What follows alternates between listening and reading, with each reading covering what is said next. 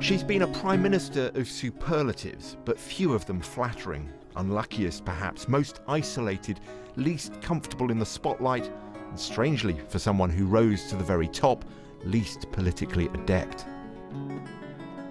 Listen to someone who supported her leadership campaign. Deep down, I don't think she's very good. I think she's terribly stubborn, and she's proved herself to be one of the worst Prime Ministers, I'm really sorry to have to say this, that we've ever had. And as I say, it did not have to be like this. Her biggest selling point when she became Prime Minister was perhaps the fact that she wasn't any of the other candidates to lead the Conservative Party. She was someone well known at Westminster, but about whom little was known.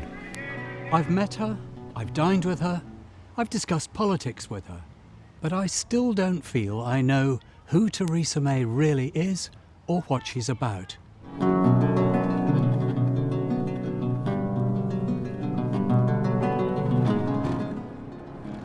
It was at the point that she looked strongest, most decisive, that her premiership fell apart. I have just chaired a meeting of the Cabinet where we agreed that the government should call a general election. Although her premiership will undoubtedly be defined by Brexit, it is not the sole cause of her problems.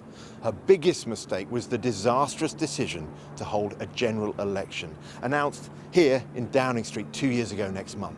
From then on, she was robbed of all authority. She became a prisoner of her cabinet, her backbenchers, and of the DUP, with whom she was forced into coalition. But of course, everything had changed. A politician who'd never had to campaign in her safest of safe seats or in the leadership contest that was cut short in a coronation was suddenly exposed as a poor and awkward communicator. So, why we will never... excuse me. This when even the most naturally gifted of politicians would have needed vast reserves of persuasive authority to deal with the EU and her party. Do you feel sorry for the Prime Minister? I think she's honourable. I think she's done her very best. I think she has a lot of sympathy in the party and the country. The problem is we have an agreement that falls well short of what many have thought was reasonable.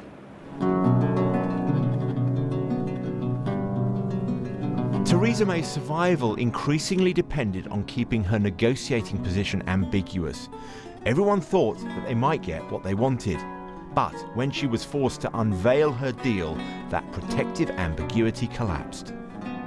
She made a decision from the outset that she was going to do it her way. She was going to set down these red lines. She was not going to reach out to the 48%. She wasn't going to reach out to the sensible, moderate voices in her own party, build a cross-party consensus as well. You know, frankly, have the sort of debate that we're having, I can't believe it, you know, at the 11th hour, finding a way through it that brings us together, and in bringing us together, it brings the country together to deliver Brexit.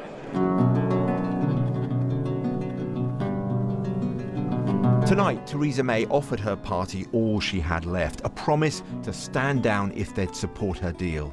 Even in that, it seems she's been rejected. They don't want her to lead, nor do they want her to go. Trapped in office without power or a plan.